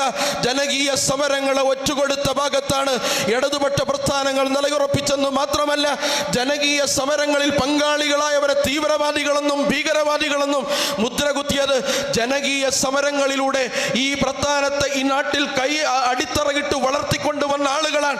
യഥാർത്ഥത്തിൽ ജനകീയ സമരങ്ങളെ ഒറ്റുകൊടുത്ത് നമുക്കറിയാവുന്നതാണ്. ഇന്ന് വർഗീയ ധ്രുവീകരണം നടത്തുന്ന ആളുകൾ, വിഷലിപ്തമായ പരമത വിദ്വേഷങ്ങൾ നിരന്തരം വിസർജിക്കുന്ന ആളുകൾ, ഇവരെയൊക്കെ പ്രൊട്ടക്ട് ചെയ്യുന്ന ഭാഗമായി കേരളത്തിലെ പോലീസ് സംവിധാനത്തെ പോലും മാറ്റിയെടുക്കുകയാണ്. യഥാർത്ഥത്തിൽ സംഘപരിവാറിന്റെ ഫേക്ക് ഐഡികൾക്ക് കാവൽ നിൽക്കുന്ന ഒരു ഫേക്ക് ഐഡിയയായി കമ്മ്യൂണിസം ഈ കേരളത്തിൽ മാറിയതിന്റെ ഏറ്റവും വലിയ ഉദാഹരണമാണ് നിങ്ങൾക്ക് ഈ സമീപകാലത്ത് കാണാൻ കഴിയുന്നത്. പ്രിയപ്പെട്ടവരെ, യഥാർത്ഥം നമ്മൾ പരിശോധിച്ചു നോക്കേണ്ടതാണ്. വിമോചനം ആർക്ക് നേടിക്കൊടുത്തെന്ന് ചോദിക്കേണ്ടതാണ്. സയ്യിദ് അബുൽ അഅ്ല മൗദൂദി നേരത്തെ ഇത് പ്രവചിച്ചതാണ്. മോസ്കോയുടെ തെരുവിൽ ഗതി കിട്ടാതെ കമ്മ്യൂണിസം അലയുന്ന ഒരു കാലം വരും. വാഷിംഗ്ടൺ സിറ്റിയിലും ന്യൂയോർക്ക് സിറ്റിയിലും പ്രേതബാധയേറ്റ മുതലാളിത്തത്തെ നിങ്ങൾ കാണേണ്ടി വരും. അതുപോലെ തന്നെ പ്രവചന സമാനമായ ഈ സംസാരമുണ്ടല്ലോ, അത് ലോകത്ത് പുലർന്ന് നമ്മൾ കണ്ടതാണ്. സാമ്പത്തിക വിപത്തയിൽ മുതലാളിത്ത സാമ്പത്തികത്തെ സ്വീകരിച്ച അമേരിക്ക ഇന്ന് ഏറ്റവും കൂടുതൽ റിസർച്ച് ചെയ്യുന്ന പേപ്പറുകൾ ഏത് വിഷയത്തിലാണ്? ഇസ്ലാമിക സാമ്പത്തിക വ്യവസ്ഥയെ കുറിച്ചാണ്. 5000 പേപ്പറുകളും ജേണലുകളും ഇന്ന് അമേരിക്ക പ്രതിവർഷം പുറത്തിറക്കുന്നത് ഇസ്ലാമിക സാമ്പത്തിക വ്യവസ്ഥയെ കുറിച്ചും ഇസ്ലാമിക് ബാങ്കിങ്ങിനെ കുറിച്ചുമാണ്. ഏറ്റവും കൂടുതൽ ലോകത്ത് ഇസ്ലാമിക് ബാങ്കിങ്ങിനെ കുറിച്ച് സെമിനാർ നടത്തുന്നത് ഇന്ന് UK ആണ്. പക്ഷേ കമ്മ്യൂണിസ്റ്റ് രാഷ്ട്രങ്ങൾ നിങ്ങൾ ആലോചിച്ചു നോക്കേണ്ടതാണ്. മുതലാളിത്തം ഇസ്ലാമിക് ബാങ്കിങ്ങിനെ കുറിച്ചും ഇസ്ലാമിക സാമ്പത്തിക വ്യവസ്ഥയെ കുറിച്ചും ഗവേഷണം നടത്തുമ്പോൾ മുതലാളിത്തത്തിലേക്ക് വഴിമാറി സഞ്ചരിക്കുകയാണ്. മുതലാളിത്തം ഇന്ന് ഏറ്റവും കൂടുതൽ തൊഴിലാളികൾ ചൂഷണം ചെയ്യുന്ന രാജ്യം ചൈനയായി മാറിയിരിക്കുകയാണ്. തൊഴിലാളി വർഗത്തിന്റെ സുഖലോലുപമായ ഒരു ജീവിതത്തെ സ്വപ്നം കണ്ട് പടുത്തുയർത്തപ്പെട്ട ചൈന ഇന്ന് ലോകത്തെ തന്നെ ഏറ്റവും കൂടുതൽ തൊഴിലാളികളെ ചൂഷണം ചെയ്യുന്ന ഒരു രാജ്യമായി മാറിയിരിക്കുകയാണ്. അതുപോലെ തന്നെ ഉയ്ഗൂർ മുസ്ലിങ്ങളുമായി ബന്ധപ്പെട്ട ചൈനയുടെ വിവാദം നമുക്കറിയാവുന്നതാണ്. 3 ഉയ്ഗൂർ പ്രദേശങ്ങളിലെ പള്ളിയാണ് ചൈന കഴിഞ്ഞ 4 മാസത്തിനുള്ളിൽ തകർത്തതെന്ന് മാത്രമല്ല, ആ പള്ളി തകർത്തെടുത്ത് പബ്ലിക് ടോയ്ലറ്റുകൾ ചൈനീസ് സർക്കാർ നിർമ്മിക്കുകയും പാർട്ടി അനുസരിക്കൂ എന്നാൽ നിങ്ങൾക്ക് രക്ഷപ്പെടാം എന്ന മുദ്രാവാക്യം ടോയ്ലറ്റിന്റെ മുകളിൽ എഴുതി വെക്കുകയും ചെയ്ത സാമ്രാജ്യമാണ് ചൈന എന്ന് പറയുന്നത്. അതുപോലെ തന്നെ ഉയ്ഗൂർ മുസ്ലിങ്ങൾക്ക് ഒരു കോൺസെൻട്രേഷൻ ക്യാമ്പ് ഇന്ന് ലോകത്ത് നടക്കുന്നത് ചൈനയിലാണ്. പേര് എഡ്യൂക്കേഷൻ ട്രെയിനിങ് ക്യാമ്പ് എന്നാണ്. ട്രെയിനിങ് കൊടുക്കുകയാണ്. യഥാർത്ഥത്തിൽ 24 മണിക്കൂറിൽ 10-20 മിനിറ്റ് മാത്രം എഴുന്നേൽക്കാൻ സൗകര്യമുള്ള ചെയറിൽ ബന്ധിച്ചിരിക്കുന്ന 100 കണക്കിന് ഉയ്ഗൂർ മുസ്ലിങ്ങളുടെ ചരിത്രം. ഉയ്ഗൂറിൽ ആളുകൾ, പല ആളുകളും മൈഗ്രേറ്റ് ചെയ്ത ആളുകൾ ഉയ്ഗൂർ മുസ്ലിങ്ങളുടെ കഥ നമുക്ക് പറഞ്ഞു തരികയാണ്. യഥാർത്ഥം നിങ്ങൾ ആലോചിച്ച് നോക്കൂ. ഇന്ന് പാർട്ടി രേഖ പുറത്തിറക്കിയിരിക്കുകയാണ്. സമ്മേളനത്തിൽ ലോക്കൽ കമ്മിറ്റിയിലും ഏരിയ കമ്മിറ്റിയിലും വായിക്കാനുള്ള രേഖകൾ എന്ന് പറയുന്നത് നമ്മൾ എടുത്ത് വായിച്ചു നോക്കിയാൽ അത്ഭുതപ്പെട്ടു പോകുന്നതാണ്. ഒരു ഇടതുപക്ഷ പ്രസ്ഥാനം ഇത്തരം രേഖ എങ്ങനെയാണ് പുറത്തിറക്കുക എന്നാണ്. എന്നിട്ടൊരു ആത്മവിമർശനം അതിൽ അവർ പറഞ്ഞു പ്രചരിപ്പിക്കുന്നുണ്ട്. ആ ആത്മവിമർശനം എന്താണ്? പാർട്ടി പ്രവർത്തകരിൽ ന്യൂനപക്ഷ വിരുദ്ധ വികാരം ശക്തിപ്പെടുന്നുവെന്നാണ് ആ പ്രചാരണം എന്ന് പറയുന്നത്. എങ്ങനെ ശക്തിപ്പെടാതിരിക്കാനാണ്? എല്ലാ വിവാദങ്ങളിലും യഥാർത്ഥത്തിൽ സാക്ഷാൽ യോഗി ആദിത്യനാഥ് ലവ് ജിഹാദ് കേസിൽ കോട്ട് ചെയ്യുന്നത് ഒരു കമ്മ്യൂണിസ്റ്റ് മുഖ്യമന്ത്രിയാണ്. അതുപോലെ തന്നെ ഇന്ന് ലോകത്ത് തന്നെ ഇസ്ലാം വിരുദ്ധ പ്രചാരണങ്ങളുടെ മുന്നണി പോരാളികളായ RSSന്റെ ഗ്ലോബൽ സൈദ്ധാന്തികർ ഏറ്റവും കൂടുതൽ അവരുടെ പരീക്ഷ പരീക്ഷണശാലയായി മനസ്സിലാക്കുന്നത്. ഇന്ന് കമ്മ്യൂണിസത്തിന് ആകെ ഒരു പച്ചത്തുരുത്തായി അവർ മനസ്സിലാക്കുന്ന യഥാർത്ഥത്തിൽ കേരളത്തിലെ രാഷ്ട്രീയ സംഭവ വികാസങ്ങളെയാണ്. അതുകൊണ്ട് ഇന്ന് സംഘപരിവാറിന്റെ ആലയിലേക്ക് സ്വന്തം അനുയായികളെ കെട്ടിക്കൊടുക്കുന്ന ഒരു ബ്രോക്കറേജ് തൊഴിലാളി പ്രസ്ഥാനമായി കമ്മ്യൂണിസം മാറിയിരിക്കുന്നു, അധപതിച്ചിരിക്കുന്നു. അതുകൊണ്ട് ആ കമ്മ്യൂണിസ്റ്റ് പ്രസ്ഥാനങ്ങൾ ആത്മവിമർശനത്തിന് തയ്യാറാവേണ്ടതാണ്. യഥാർത്ഥത്തിൽ ഈ രാജ്യത്ത് സംഘപരിവാർ കൊത്താൻ ഭാഗത്തിൽ പത്തി വിടർത്തി നിൽക്കുന്ന ഈ സന്ദർഭത്തിൽ അതിൻ്റെ കൈക്ക് പിടിക്കാൻ സാധ്യമാവുന്ന മുഴുവൻ സംവിധാനങ്ങളെയും കൂടെ കൂട്ടിക്കൊണ്ട് നടത്തേണ്ട ബഹുജന മുന്നേറ്റത്തിൽ തങ്ങളുടെ പങ്ക് അടയാളപ്പെടുത്തേണ്ടതിന് പകരം തങ്ങൾ ഇങ്ങനെ മുന്നേറ്റം നടത്തുന്ന ഓരോരുത്തരുടെയും കർത്തൃത്വത്തെ മുൻനിർത്തിക്കൊണ്ട് ചോദ്യം ചെയ്യുകയും തങ്ങൾക്കൊന്നും അതിന് അധികാരമില്ല, നിങ്ങൾക്കൊന്നും അതിന് അധികാരമില്ല എന്ന് സ്ഥാപിക്കുകയും ചെയ്യുന്ന തിരക്കാണ് കമ്മ്യൂണിസ്റ്റ് പ്രസ്ഥാനങ്ങൾ അറിഞ്ഞോ അറിയാതെയോ സംഘപരിവാർ വിരുദ്ധ പ്രക്ഷോഭത്തെ ദുർബലപ്പെടുത്തുന്ന നിലപാടാണ് അവർ സ്വീകരിച്ചു കൊണ്ടിരിക്കുന്നത്. അതുകൊണ്ട് ഓരോ വിവാദങ്ങളിലെയും ബലീവസമായ സാമുദായിക ധ്രുവീകരണം നടക്കുന്ന സമയത്ത് മതനിരപേക്ഷ സംസ്കാരത്തെയും മതേതര പാരമ്പര്യത്തെയും ഉയർത്തിപ്പിടിക്കുന്നു എന്ന് അഭിമാനിക്കുന്നവർ യഥാർത്ഥത്തിൽ അതിനുവേണ്ടി പരിശ്രമിക്കുന്നതിന് പകരം തങ്ങൾ നേരത്തെ ഭരണത്തുടർച്ചയ്ക്ക് വേണ്ടി നടത്തിയ സോഷ്യൽ എഞ്ചിനീയറിംഗിന്റെ ഗുണഭോക്താക്കളാകാൻ വേണ്ടി നടക്കുന്ന പ്രധാനപ്പെട്ട ഒരു തിരക്കിൽ കേരളത്തിലെ സാമുദായിക അന്തരീക്ഷം തകർന്നോട്ടെ എന്നൊരു മൗനാനുവാദമുണ്ടോ എന്ന് സംശയിക്കുന്ന രീതിയിലാണ് ഭരണകൂടത്തിന്റെ നിലപാടുകൾ എന്ന് പറയുന്നത്. അതുകൊണ്ട് പ്രിയപ്പെട്ടവരെ, കാലഹരണപ്പെട്ട ഒരു പ്രത്യയശാസ്ത്രമാണ്. ആർക്കും അതിൽ പ്രതീക്ഷയുമില്ല. നേരത്തെ തിയേറ്റർ വിട്ടു വരുമ്പോൾ മുന്നിൽ നിൽക്കുന്ന ആ മനുഷ്യൻ പറഞ്ഞതുപോലെ ആയിരക്കണക്കിന് മനുഷ്യർ ചെങ്കൊടിയന്തി വരുന്നു എന്ന് പകൽ കിനാവ് കാണാനല്ലാതെ ലോകത്ത് ചെങ്കൊടി കൊണ്ടിനൊരു വിപ്ലവം ഉണ്ടാവുകയില്ല. യഥാർത്ഥത്തിൽ മോസ്കോയിൽ സ്വാതന്ത്ര്യം തരാം, നിങ്ങൾക്ക് സ്വാതന്ത്ര്യം തരാം, നിങ്ങൾക്ക് ഭക്ഷണം തരാം, പാർപ്പിടം തരാം, റൊട്ടി തരാം, ഭക്ഷണം തരാം, പാർപ്പിടം തരാം, അതുപോലെ തന്നെ നിങ്ങൾക്ക് സമരം ചെയ്യാൻ നിങ്ങൾക്ക് സ്വാതന്ത്ര്യം തരാം എന്ന് പറഞ്ഞ് ഞങ്ങൾ അധികാരത്തിന്റെ സോപാനത്തിലേക്ക് ഞങ്ങളുടെ വിമോചന ക്രിയാശേഷിയെ ഉപയോഗപ്പെടുത്തിക്കൊണ്ട് അധികാരത്തിൽ വന്ന കമ്മ്യൂണിസ്റ്റ് പ്രസ്ഥാനങ്ങൾ ഞങ്ങൾക്ക് ഒടുവിൽ ഭക്ഷണം തന്നില്ല, പാർപ്പിടം തന്നില്ല എന്ന് മാത്രമല്ല, ഭക്ഷണം തരൂ എന്ന് പറയാനുള്ള സ്വാതന്ത്ര്യം പോലും ഞങ്ങൾക്ക് വകവെച്ചു തന്നില്ല. ടിയാൻമെൻ സ്ക്വയർ പ്രക്ഷോഭത്തെ നമുക്കറിയാവുന്നതാണ്. അതിന്റെ അടിസ്ഥാനം ഇതാണ്. അനേകം വിദ്യാർത്ഥികളുടെ രക്തസാക്ഷിത്വത്തിന്റെ യഥാർത്ഥത്തിൽ രക്തസാക്ഷിത്വത്തിന്റെ ഹേതുവായ പോരാട്ടം എന്ന് പറയുന്നത് ഒടുവിൽ അവർക്ക് തന്നെ തകർക്കേണ്ടി വന്നു. സഖാവ് ലെനിന്റെ പ്രതിമയെയും സഖാവ് സ്റ്റാലിന്റെ പ്രതിമയും തകർക്കേണ്ടി വന്നു.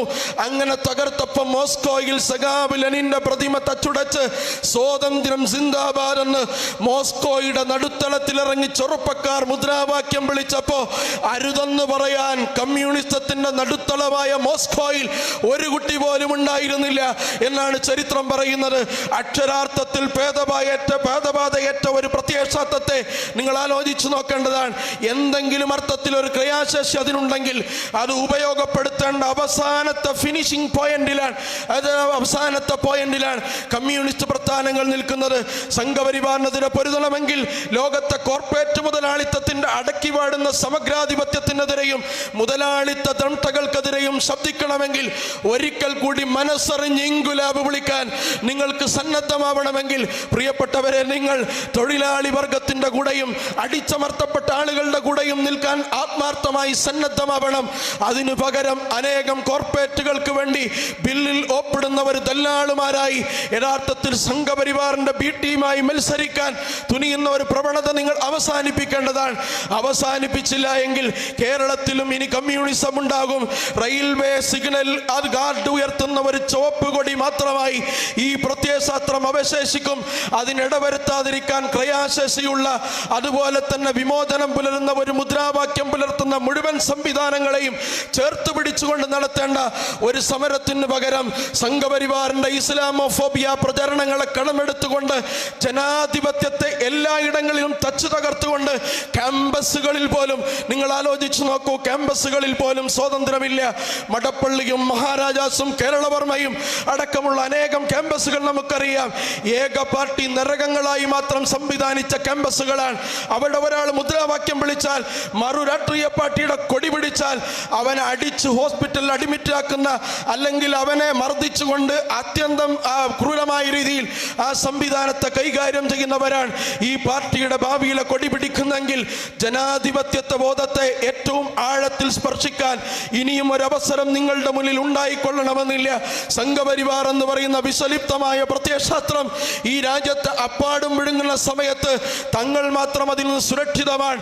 എത്ര ഇസ്ലാമോഫോബിയ പ്രസംഗിച്ചാലും, എത്ര ഇസ്ലാമോ വിരുദ്ധതയുടെ പ്രചാരണത്തിന്റെ ഗുണഭോക്താക്കളാണ് ഞങ്ങളുമെന്ന് നടിച്ചാലും, മത്സരിച്ചാലും നിങ്ങൾ മാത്രം ബാക്കിയാവുന്ന ഒരു ലോകം സംഘപരിവാറിന്റെ നിഘണ്ടുവിലില്ല എന്ന യാഥാർത്ഥ്യം ബോധ്യപ്പെട്ടുകൊണ്ട് യഥാർത്ഥത്തിൽ മതവിരുദ്ധ പ്രത്യയശാസ്ത്രങ്ങളെ, മതവിരുദ്ധ പ്രത്യയശാസ്ത്രത്തിന്റെ ആ ബാക്ക്ഗ്രൗണ്ടിൽ നിന്നുകൊണ്ട്, ആ പ്ലാറ്റ്ഫോമിൽ നിന്നുകൊണ്ട് മതവിരുദ്ധത കേരളത്തിലെ ക്യാമ്പസുകളിൽ നിന്ന് പ്രചരിപ്പിച്ചുകൊണ്ടിരിക്കുകയാണ്. ഉദാര ലൈംഗികത കേരളത്തിന്റെ ക്യാമ്പസിൽ പ്രചരിപ്പിച്ചുകൊണ്ടിരിക്കുകയാണ്. മുമ്പൊക്കെ ഇടതുപക്ഷ ലിബറലുകൾ ഈ ചർച്ചകൾ കേരളത്തിൽ ഉയർത്താറുണ്ട്. പക്ഷെ അത് പാർട്ടിയുടെ പേരിലായിരിക്കില്ല, ആളുകളോരെ ആളുകളായിരിക്കും. പക്ഷെ ഇന്ന് DYFIയുടെയും SFIയുടെയും പേരിൽ കേരളത്തിലെ ക്യാമ്പസുകളിലും തെരുവിലും നടത്തുന്ന പല ചർച്ചകളും നാലാള് കൂടുന്ന സദസ്സിൽ ഉറക്കെ പറയാൻ പറ്റാത്ത ടൈറ്റിലുകളാണ്. കേരളവർമ്മയിലെയും അതുപോലെ കോഴിക്കോട് മെഡിക്കൽ കോളേജിലുമൊക്കെ അവർ നടത്തിയ ചർച്ചയുടെ ഹെഡിങ്ങും തലക്കെട്ടും വിഷയവും എന്താണ് എന്ന് നമുക്കറിയാവുന്നതാണ്. ഉദാര ലൈംഗികതയും സവർഗ ലൈംഗികതയും യഥാർത്ഥത്തിൽ ഒട്ടിയിറക്കിക്കൊണ്ട്, അതുപോലെ തന്നെ ആ ഉദാര ഫെമിനിസ്റ്റ് വാദങ്ങളെയും കേരളത്തിന്റെ പൊതുവിടങ്ങളിലേക്കും ക്യാമ്പസുകളിലേക്കും എഴുന്നള്ളിക്കുന്നതിൽ ഇന്ന് യഥാർത്ഥത്തിൽ വലിയ പങ്ക് വഹിക്കുന്നത് ഇടതുപക്ഷ പ്രസ്ഥാനങ്ങളാണ്. ഇടതുപക്ഷം പോരാട്ട ശേഷി ഒഴിവാക്കി അത് കീഴടങ്ങി അവസാനത്തെ അസ്ത്രവും താഴെ വെച്ച് പിൻവാങ്ങിയത് മാത്രമല്ല, മുതലാളിത്തത്തിന്റെ ശുദ്ധ മുതലാളിത്തത്തിന്റെ പ്രചാരകരായി കേരളത്തിന്റെ ചെറുപ്പം വസിക്കുന്ന ക്യാമ്പസുകളിലേക്കും കടന്നു കയറുന്ന അവസ്ഥയാണ്.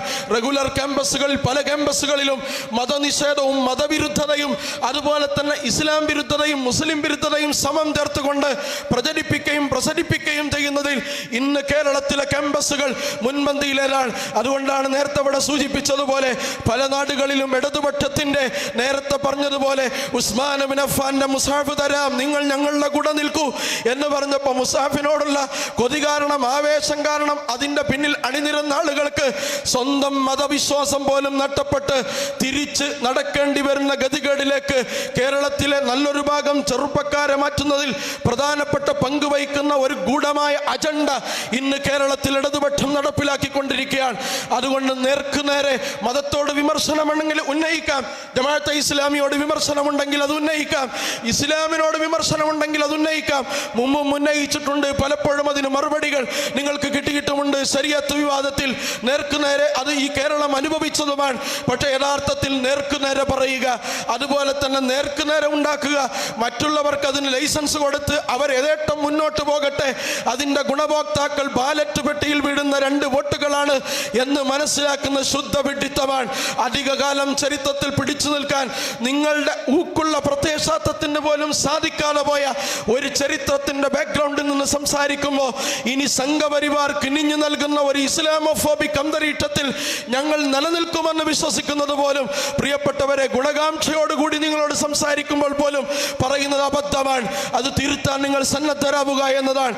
ഈ വിമോചന കാലഘട്ടത്തിൽ സംഘപരിവാറിൽ നിന്ന് രാജ്യത്തെയും സംഘപരിവാറിന്റെ വിഷലിപ്തമായ അജണ്ടകളിൽ നിന്ന് ഈ രാജ്യത്തിന്റെ വിദ്യാഭ്യാസ സാമ്പത്തിക ക്രമങ്ങളെയും മോചിപ്പിക്കാൻ ആവശ്യമായ നടപടിക്രമങ്ങൾ നിങ്ങൾക്ക് നിങ്ങളുടെ പങ്കുവഹിക്കാൻ ആർജവത്തോടുകൂടി മുന്നിൽ നിൽക്കേണ്ട സമയത്ത് പിന്നോട്ട് വലിയുന്നത് ചരിത്രപരമായി നിങ്ങൾ ചെയ്ത മണ്ടത്തരത്തെ, വിഡിത്തത്തെ ചരിത്രത്തിന്റെ ഒരാവർത്തി പരതി നോക്കിയാൽ അനേകം ഗുണപാഠങ്ങൾ അതിൽ നിന്ന് കിട്ടുന്നതാണ്. അതുകൊണ്ട് വിമോചനം ഉൾക്കാവുള്ള ഒരു പ്രത്യയശാസ്ത്രത്തെ ലോകം സ്വീകരിച്ചിട്ടുണ്ട്, 2 കൈയും നീട്ടി സ്വീകരിച്ചിട്ടുണ്ട്. നമുക്കറിയാം, പ്രവാചക തിരുമേനി പ്രബോധനം ചെയ്ത ഒരു ആദർശം, ആ ആദർശത്തിൽ അത്ഭുതപ്പെട്ടു പോയി ബിലാൽ എന്ന് പറയുന്ന മനുഷ്യൻ വഹ്ശിയോട് പറയുന്നുണ്ട്, ഞാൻ ഇന്ന് മക്കയിൽ ഒരു ശബ്ദം കേട്ടു, ഞാൻ അത്ഭുതപ്പെട്ടു പോയി, അമ്പരന്ന് പോയി. എന്താണ് ആ ശബ്ദം എന്ന് പറയുന്നത്? ഞാനും നീയുമൊക്കെ മനുഷ്യനാണ് എന്ന് പറയുന്ന ഒരു ശബ്ദം ഞാൻ പുതുതായി കേട്ടുവെന്നാണ്. വഹ്ശി ഇങ്ങനെ ആലയിൽ പ്രവർത്തിച്ചു കൊണ്ടിരിക്കുകയാണ്. അദ്ദേഹം ശ്രദ്ധിക്കാതെ ഞാനും നീയും മനുഷ്യരാണെന്ന് പറയുന്ന പ്രത്യയശാസ്ത്രമോ സാധ്യമല്ല എന്നാണ്. അനേകം മനുഷ്യർക്ക് വിമോചനത്തിന്റെ തെളിതീരെമ്പാടും ഒഴിച്ചു കൊടുത്ത് അവരെങ്ങനെ ചേർത്ത് പിടിച്ച് ചീർപ്പിന്റെ പല്ലുകളെ പോലെ സമന്മാരാണെന്ന് പറഞ്ഞപ്പോ മാഞ്ചസ്റ്റർ ഫാക്ടറിയിലെ തൊഴിലാളികൾക്ക് മാത്രം സമത്വം വാഗ്ദാനം ചെയ്ത ഈ ദർശനത്തെ ലോകത്ത് വിമോചനം ആഗ്രഹിച്ച ഏതെങ്കിലും ജനത സ്വീകരിച്ചിട്ടുണ്ടോ എന്നതാണ്. ഇന്ത്യ സ്വീകരിക്കാത്തതിന്റെ കാരണം ഇന്ത്യയിലെ കമ്മ്യൂണിസ്റ്റ് പാർട്ടിയെ കുറിച്ച് മുമ്പ് അതിൽ പ്രവർത്തിച്ച പല ആളുകളും എഴുതിയിട്ടുണ്ട്. അതൊരാവർത്തി നമ്മൾ വായിച്ചു നോക്കേണ്ടതാണ്. അതുകൊണ്ട് അതുകൊണ്ട് ആർക്കും വിമോചനം വാഗ്ദാനം ചെയ്യാത്ത, അതുപോലെ തന്നെ വിമോചനം വാഗ്ദാനങ്ങളിൽ മാത്രം ഒതുങ്ങിയ, ലോകത്തെ പ്രലോഭിച്ച് അവസാനം ലോകത്തിന് അനേകം മനുഷ്യരുടെ കണ്ണീരും പട്ടിണിയും വിശപ്പും അതുപോലെ തന്നെ കഥനകഥകളും മാത്രം സംഭരിച്ച ഒരു പ്രത്യയശാസ്ത്രത്തെ ഇട്ട് വിളിക്കേണ്ട പേരാണ് കമ്മ്യൂണിസം എന്ന് പറയുന്നത്. അതുകൊണ്ട് പ്രിയപ്പെട്ടവരെ, ആ പ്രത്യയശാസ്ത്രത്തിൽ ലോകത്ത് ഉദയം ചെയ്തപ്പോൾ വിമോചനം എന്ന ഒരു സ്വപ്നത്തിന്റെ ഒരു കണിക പോലെങ്കിലും നിങ്ങളുടെ ഹൃദയത്തിൽ ഇനിയും അവശേഷിക്കുന്നുണ്ടെങ്കിൽ, അതിന് ശേഷി പ്രകടിപ്പിക്കാൻ നിങ്ങൾ സന്നദ്ധമാണെങ്കിൽ, പ്രിയപ്പെട്ടവരെ, ഈ രാജ്യം വിമോചനം ആഗ്രഹിക്കുന്ന ഈ രാജ്യം ഇന്ന് പലരിൽ നിന്നും വിമോചനം ആഗ്രഹിക്കുന്ന സ്ത്രീ വിമോചനം, അതുപോലെ തന്നെ ന്യൂനപക്ഷങ്ങളുടെ വിമോചനം, മുസ്ലിം സമൂഹത്തിന്റെ സുരക്ഷ തുടങ്ങിയ പല കാര്യങ്ങളും അത്യന്തം അപകടകരമായ ഒരു ലൈനിലെത്തി നിൽക്കുന്ന സന്ദർഭത്തിൽ ഒരുമിച്ച് ഒന്നിച്ചു നിൽക്കാൻ, അതുപോലെ തന്നെ ഒന്നിച്ചതിനെ പ്രതിരോധിക്കുവാനുള്ള ശേഷി നിങ്ങൾ പ്രകടിപ്പിക്കുക. ഇല്ലെങ്കിൽ ഞാൻ നേരത്തെ സൂചിപ്പിച്ചതുപോലെ സിഗ്നൽ കൊടുക്കുന്ന വാർഡന് സിഗ്നൽ നിർത്താൻ, വണ്ടിക്ക് നിർത്താൻ, സ്റ്റോപ്പ് ചെയ്യാൻ കാണിക്കുന്ന ഒരു പതാകയായി ഈ പാർട്ടിയുടെ ചരിത്രം അവശേഷിക്കും. അതിൽ നിന്ന് രക്ഷിക്കാനുള്ള ബാധ്യത ഒന്നാമതായി നിങ്ങൾക്ക് മാത്രമാണുള്ളത് എന്ന് ആവർത്തിച്ച് പറഞ്ഞുകൊണ്ട് ഞാൻ എൻ്റെ വാചകം അവസാനിപ്പിക്കുന്നു. അസ്സലാമു അലൈക്കും വറഹ്മത്തുള്ളാഹി വബറകാതുഹു.